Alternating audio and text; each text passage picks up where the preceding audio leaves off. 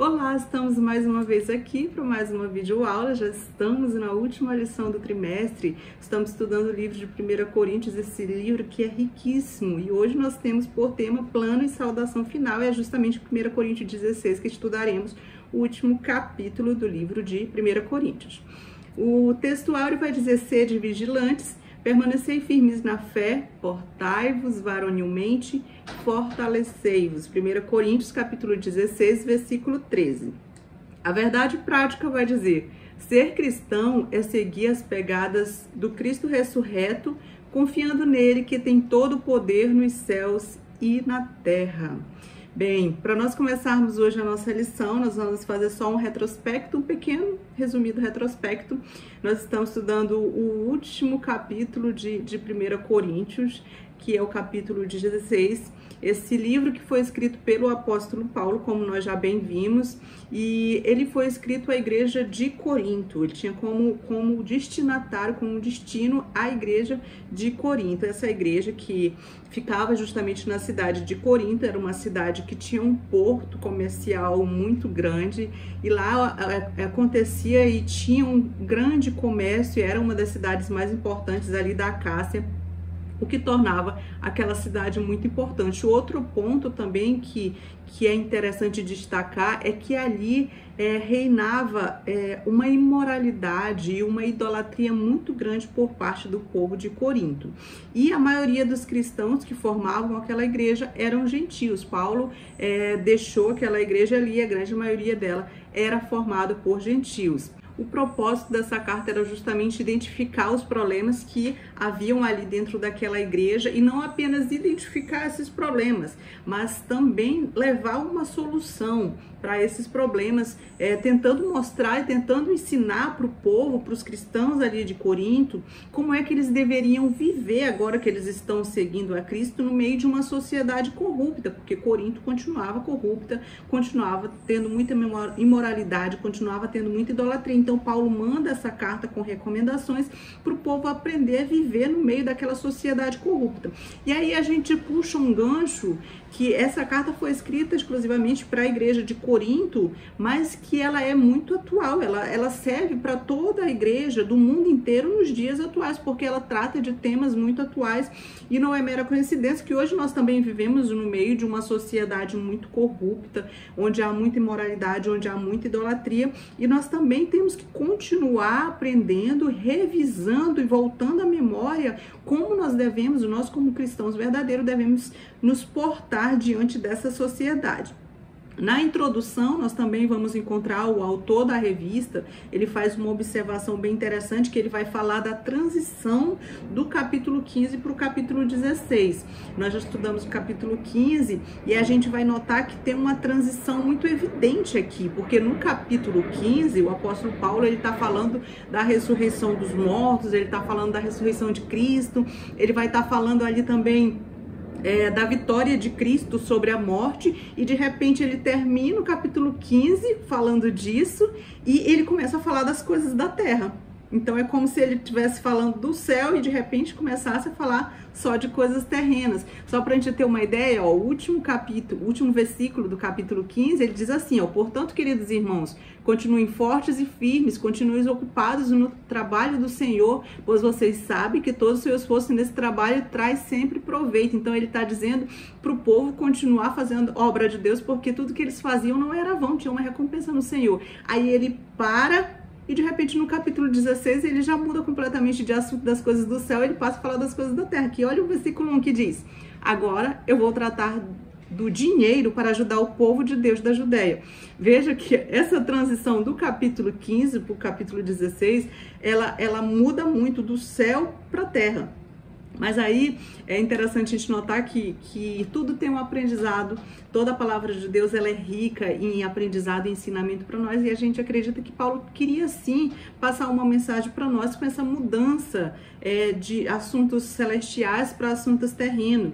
E é interessante a gente notar assim que se Paulo fosse um pregador da nossa atualidade, que tem domínio de homilética, ele faria justamente o contrário. Ele começaria falando das coisas da terra e finalizaria o seu sermão, a sua carta, falando das coisas do céu, porque é isso que a homilética vai ensinar, que a pessoa deve começar falando das coisas menos importantes e terminar o seu sermão ali falando das coisas mais importantes, que no caso seriam as coisas do céu. Mas aí isso também tem um aprendizado. Paulo também quer deixar um aprendizado para nós, porque quando ele termina falando das coisas da terra, ele quer nos dizer que nós somos cidadãos, tanto do céu quanto cidadão da terra. Mas o que ele quer enfatizar é que nós não podemos, digamos, separar eu, Neide Reis, cidadã do céu, para eu, Neide Reis, cidadã da terra. Eu preciso ter uma ação de acordo com esse grau de cidadã que eu tenho, cidadania do reino, cidadania do céu. Lá em 2 Coríntios, na verdade, 5, 20, Paulo vai dizer que nós somos embaixadores de Cristo. E quando ele diz que nós somos embaixadores de Cristo, quer dizer que nós representamos o reino de Deus. Nós representamos o reino de Cristo. Então, uma vez que nós representamos o reino de Cristo, temos dupla cidadania, cidadã do céu, cidadã da terra, e nós estamos vivendo momentaneamente aqui na terra, então as minhas ações como pessoa da terra, como cidadã da terra, precisa ser de acordo com as regras que regem o céu. Então, Paulo está querendo dizer que ambas as coisas, elas têm que andar em consonância. Ambas as coisas, tanto os meus olhos que estão fitos no céu, quanto as minhas ações aqui na terra, elas têm que ter uma concordância. Eu preciso agir de acordo com as regras que regem o céu, já que eu sou uma representante do céu, já que eu sou uma embaixadora de Cristo, eu preciso agir de acordo com tal. Ou seja, Paulo está mostrando que o que ele vai tratar aqui no capítulo 16, que são as coisas da terra, é tão sagrado, é tão precioso como qualquer um outro assunto que ele possa tratar. O subtópico 1 vai dizer o valor da solidariedade, vai falar de 1 Coríntios 16, de 1 a 3. Então aqui é aquilo que eu estava falando, que Paulo está ensinando, é que a responsabilidade social da igreja, ela não pode ser dissociada justamente das nossas ações aqui na terra. A igreja, ela tem uma responsabilidade social, e não pode usar como desculpa o fato de que nós estamos em busca de almas para ser salvas para o reino. Não pode dissociar uma coisa da outra, ambas têm que andar juntas. Tanto que o autor da revista aqui bem lembra que caridade não nos dá salvação, mas é uma evidência da salvação e bom testemunho, bem colocado pelo autor da revista. O subtópico 1 vai dizer ajuda a igreja em Jerusalém. 1 Coríntios 16, 3, que diz: e quando tiver chegado, enviarei com cartas para levarem as vossas dádivas a Jerusalém, aqueles que aprovardes. Aqui o autor da revista, ele começa falando para a gente, explicando o contexto dessa situação que nós acabamos de ler desse versículo, para a gente poder entender o que está acontecendo, por que Paulo está tomando essa decisão de fazer esse levantamento, de fazer essa ação social, porque de toda aquela ação de Paulo. E o autor da revista vai nos levar lá para Atos capítulo 11, versículo 28, que é onde um profeta, por nome Ágabo, ele vai fazer uma profecia, ele vai dar uma profecia e vai dizer que ali vai haver uma grande fome, aquela terra vai ser acometida por uma grande fome. E agora, na situação que Paulo está, ele está justamente vivendo esta profecia. Essa profecia está se cumprindo. A cidade de Jerusalém, a cidade de Judeia, agora está passando por uma situação de muita escassez, uma situação financeira muito grave. Ela está passando por um problema econômico, um problema financeiro muito grave. E os irmãos ali da cidade de Jerusalém, da cidade da Judeia, estão passando por dificuldades. Então, Paulo, ele está levantando uma ação em prol desses irmãos, para ajudar esses irmãos. E outro fator também que é interessante a gente lembrar, que pode ter agravado a situação econômica e financeira desses irmãos de Jerusalém, é justamente depois da morte de Estevão, porque a gente vai ver lá em Atos capítulo 8, versículo 1, que após o assassinato, o homicídio de Estevão, teve uma perseguição muito grande ali em Jerusalém e todos os cristãos daquele lugar precisaram fugir, justamente sair em fuga por conta da grande perseguição que estava havendo ali em Jerusalém. Então, a gente sabe que quando a pessoa sai em fuga de uma perseguição, ela não tem condições de negociar seus bens, de vender o que ela tinha. Então, a situação financeira daquela família que teve que sair em fuga torna-se uma situação economicamente, financeiramente muito difícil, muito grave. Então, isso também pode ter agravado a estrutura financeira familiar daquelas pessoas que acabaram tendo que fugir devido à perseguição após a morte de Estevão. E é justamente nesse contexto de extrema necessidade financeira que Paulo ele se levanta agora com esse compromisso de ajudar aquelas pessoas que estão precisando de uma ajuda urgente naquele momento. E Paulo vai justamente passar esse ensinamento para a cidade de Corinto, de que eles precisam ser solidários também com aqueles irmãos e realizar a caridade com eles. E também vale a gente ressaltar que alguns anos atrás, Paulo ele já havia firmado um compromisso público, vale dizer, diante de Pedro, Tiago e João, de que ele cuidaria dos pobres naquele momento, que ele é ali enviado para levar o evangelho aos gentios, que o ministério dele, juntamente com os gentios ali, começa. Ele também firma um compromisso público ali com Pedro, Tiago e João, de que ele cuidaria dos pobres da igreja. Então, naquele momento, ele se levanta com essa ação social para ajudar justamente esses irmãos que estão passando por esse momento de urgência. Porque para Paulo, duas coisas não caminham separado. Nos olhos dele, evangelização tem que andar junto com ação social. Essas duas coisas não podem andar separadas. Então, aquela ajuda que ele levanta para ele faz todo sentido nesse momento, porque Paulo entende ali sabiamente, e a gente pega essa lição com ele, a gente pega esse princípio com ele, de que uma igreja ela não pode ter só evangelização e deixar a ação social de lado, assim também como ela não pode ter só ação social e não ter evangelização. Paulo ele está passando esse ensinamento para nós, esse ensinamento preciosíssimo, de que ambas as coisas têm que andar junto, que a ação social precisa andar junto com a evangelização. Ou seja, a gente percebe que Paulo está ensinando que tem que ter um equilíbrio entre esses dois fatores. O subtópico 2 vai dizer a urgência da ordem. 1 Coríntios, capítulo 16, versículo 1, que vai dizer: quanto à coleta para os santos, fazei vós também como ordenei às igrejas da Galácia. Então, Paulo aqui ele já tinha dado essa ordem para a igreja da Galácia. A gente sabe que a igreja de Corinto faz parte ali da região da Galácia, então Paulo já havia dado esta ordem, agora ele espera que a igreja de Corinto também siga essas instruções que ele havia já deixado. E entre as coisas importantes que nós podemos aprender aqui neste versículo com Paulo, uma das coisas é que nós devemos divulgar as necessidades da igreja de maneira clara e precisa. A gente vê que foi isso que Paulo fez, divulgou a necessidade da igreja de maneira clara, de maneira transparente, de maneira precisa.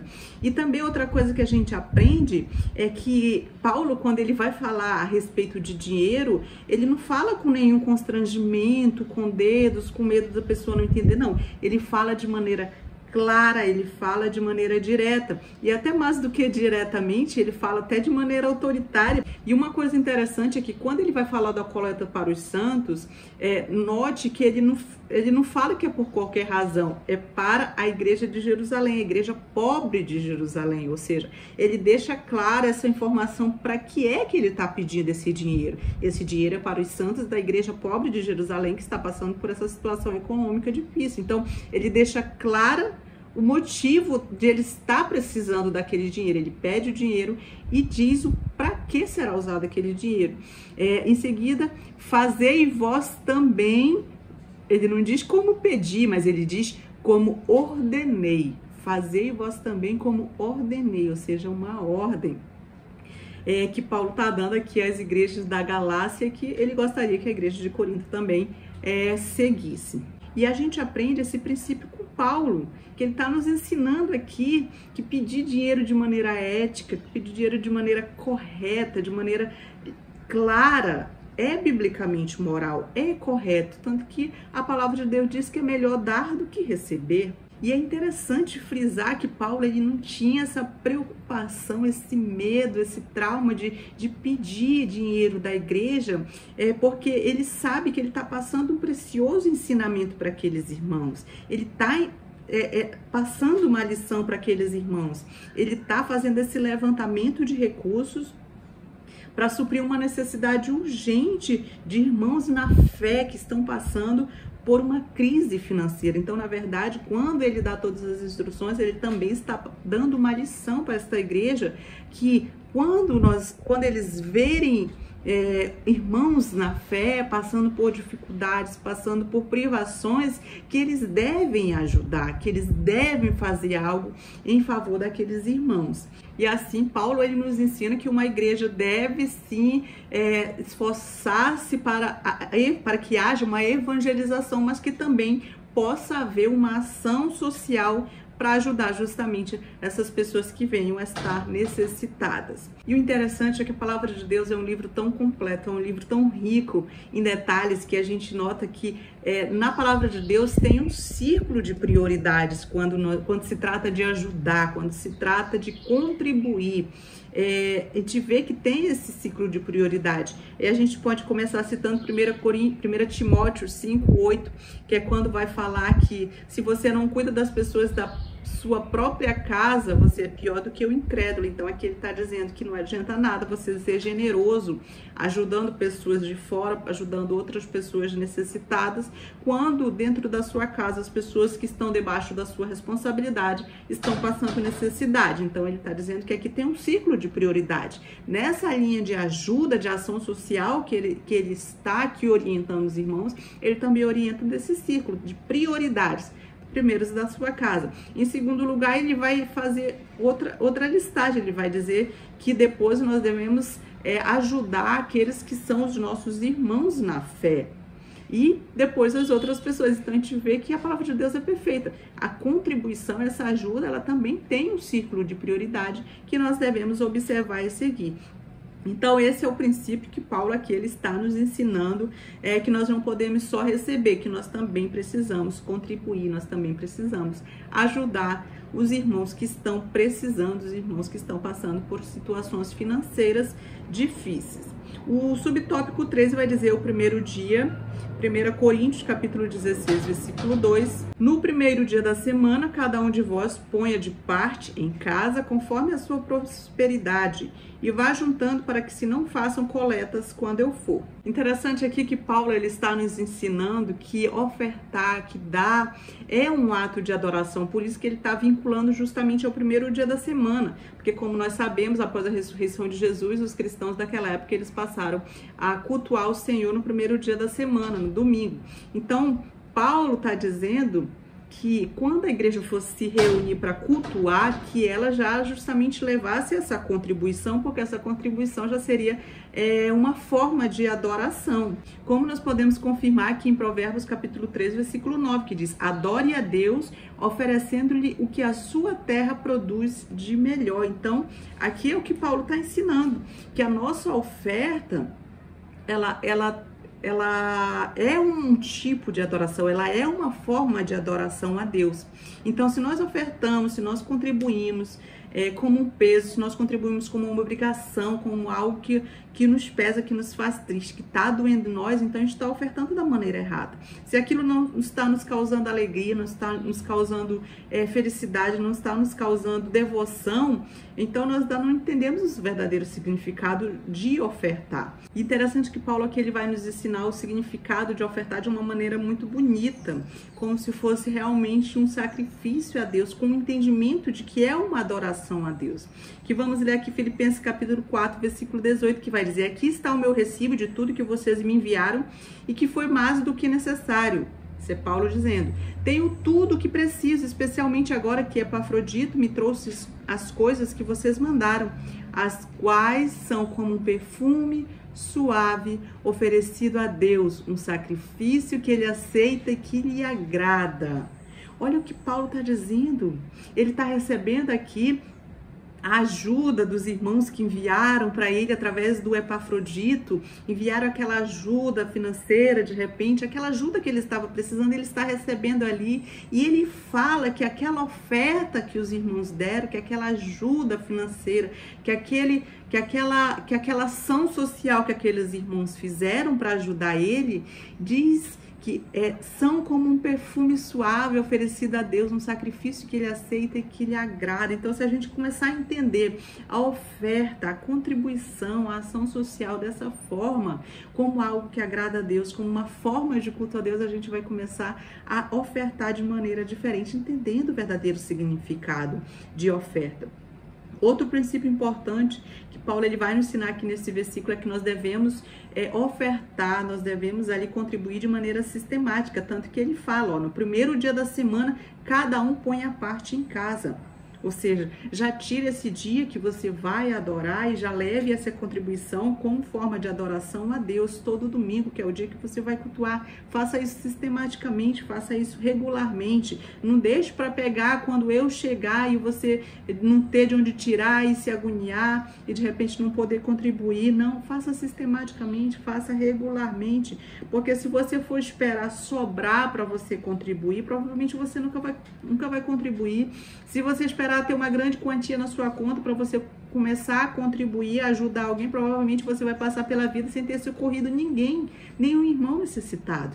Agora, outra coisa interessante que Paulo vai nos ensinar, mais um princípio super importante, é que a nossa oferta deve ser proporcional. Ele fala aqui, conforme a sua prosperidade, oferte conforme a sua prosperidade. Ou seja, Paulo está dizendo duas coisas aqui, não é para sobrecarregar uns, mas também não é para deixar outros sem responsabilidade de contribuição. O que Paulo está dizendo é o que ganha muito, que contribua, que dê mais, né? Mas o que ganha menos, que dê menos, mas que todos proporcionalmente contribuam da mesma maneira, do mesmo modo, de forma justa. É isso que ele está nos ensinando. Paulo também nos dá outro ensinamento importantíssimo, que ele fala que a nossa contribuição deve ser individual, a nossa contribuição deve ser pessoal. Aqui nós vemos no versículo 2, quando ele diz, no primeiro dia da semana, cada um de nós. Então é individual, é pessoal, todos nós temos que contribuir. E como é importante nós já ensinarmos os nossos filhos desde criança esse exercício espiritual que é a contribuição. Se nós ensinarmos isso, se nós ensinarmos que o ato de ofertar, o ato de ajudar o irmão com uma ação social, isso é uma forma de adoração a Deus, e os nossos filhos quando crescerem já vão ter esse entendimento de que ofertar, de que ajudar é uma forma de adoração a Deus. E por que Paulo está falando que todas as pessoas devem contribuir, tanto os ricos quanto pobres? E a resposta a gente vai encontrar lá em 2 Coríntios capítulo 8, onde Paulo vai dizer que a contribuição é uma graça. Isso se dá porque o povo da Macedônia, eles pediram insistentemente o privilégio de participar da graça da contribuição aos santos. E o que é graça, irmão? Graças a gente sabe que é favor imerecido. Ou seja, Deus que nos dá o favor imerecido de sermos cooperadores da sua obra.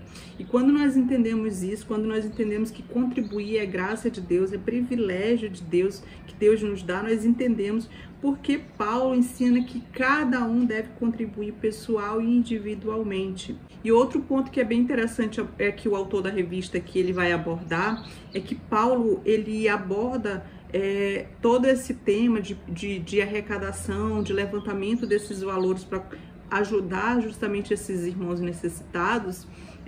A transparência, Paulo ele é sempre muito transparente, ele é sempre muito direto, ele sempre mostra, ele pede, mas ele fala o para quê, o porquê, para quem vai ser enviado, de que forma vai ser enviado. E a gente percebe que ali tinha um comitê financeiro da igreja responsável por conduzir justamente essa oferta levantada à igreja pobre de Jerusalém.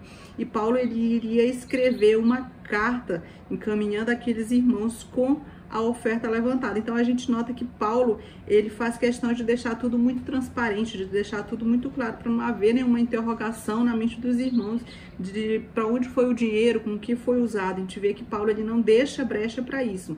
Ele trata esse assunto com muita clareza, com muita honestidade, com muita transparência em todo esse processo. O tópico 2 vai dizer os planos de Paulo. O subtópico 1 diz: irei, porém, ter convosco.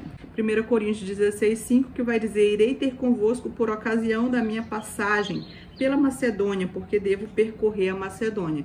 Interessante que Paulo, agora que ele já nos ensinou que nós devemos administrar bem o dinheiro, aqui também a gente vai aprender com ele também que nós devemos administrar bem o nosso tempo.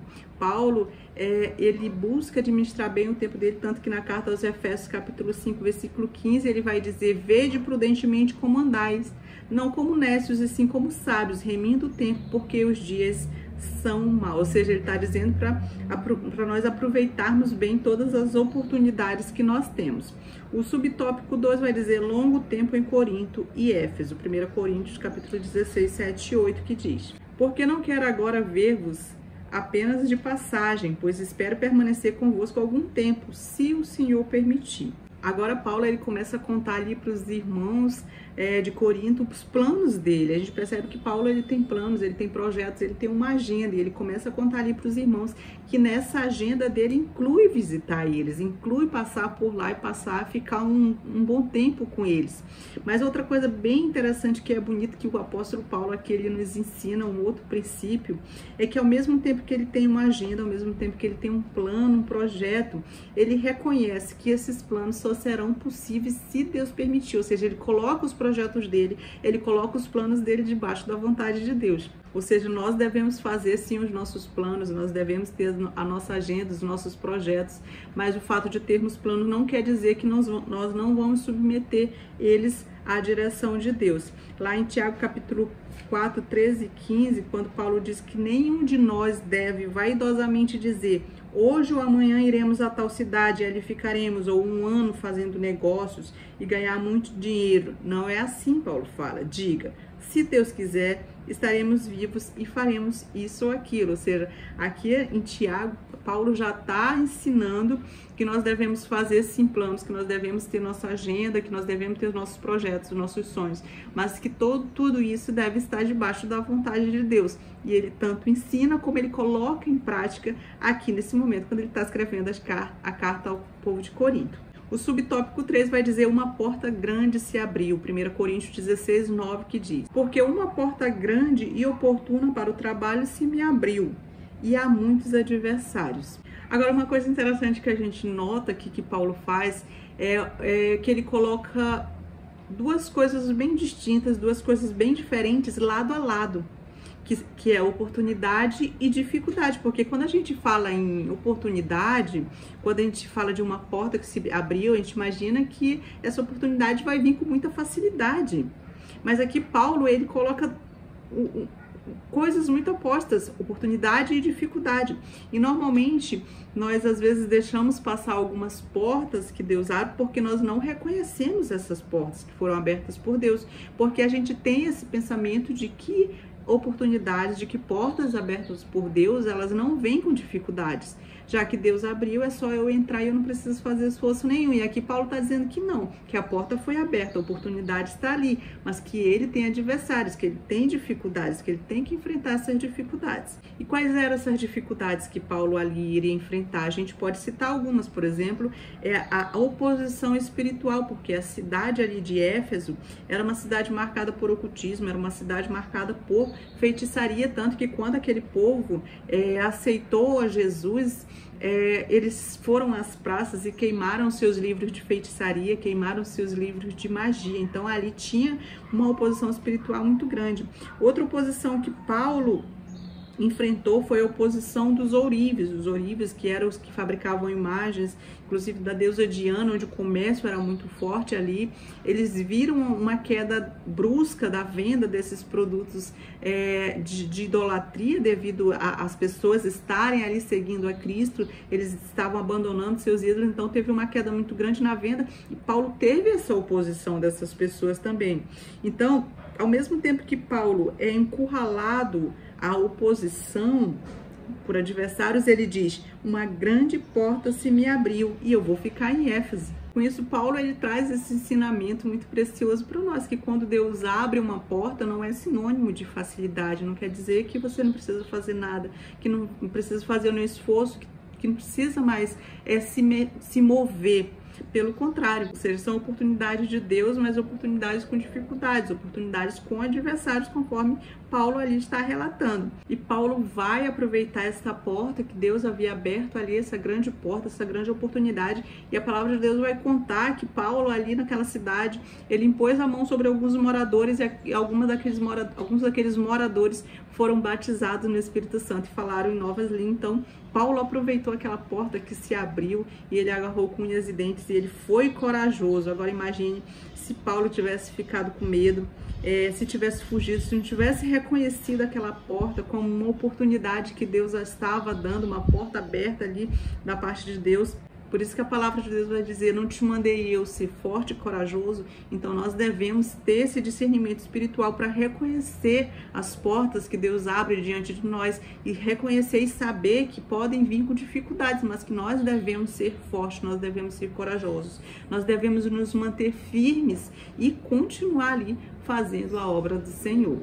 Agora, só uma ressalva que eu acho interessante nós frisarmos, que quando nós estamos falando aqui de contribuição, essa contribuição que Paulo tá arrecadando aqui, a gente tem que deixar claro que não é uma contribuição para os cofres da igreja, que não é uma contribuição para ajudar em pagamento de dívidas da igreja, pagar instrumentos musicais ou coisas do tipo. Essa contribuição que Paulo está se referindo, que ele deixa bem claro, é aquela contribuição de ação social, de ajudar o seu irmão que está precisando. Tanto que ele deixa claro que a oferta que ele estava levantando, que ele estava incentivando os irmãos de Corinto a ajudar, que estava incentivando a praticar, era uma oferta de amor, era uma oferta, uma contribuição para ajudar aqueles irmãos em forma de ação social, para ajudar a igreja carente, a igreja que estava passando por uma situação econômica difícil, estava passando por uma crise econômica, era para ajudar esses irmãos. Então, só para deixar bem esclarecido que sentido de contribuição Paulo está falando aqui. E assim nós ficamos por aqui, espero ter ajudado você de alguma maneira. Não esqueça que antes de lecionar você deve orar ao nosso Pai e pedir a ajuda do doce Espírito Santo, que ele sempre está pronto para nos ajudar. Ele vai fazer você lembrar de tudo que você estudou, vai lhe dar discernimento, vai lhe dar sabedoria e vai lhe guiar para que você possa ensinar de forma diligente, da melhor maneira possível, de forma que seus alunos venham a entender, a compreender a palavra de Deus, que ela germine no coração dos seus alunos e que frutifique para a glória de Deus e para o crescimento do Rei. Ficamos por aqui, até a próxima. Tchau!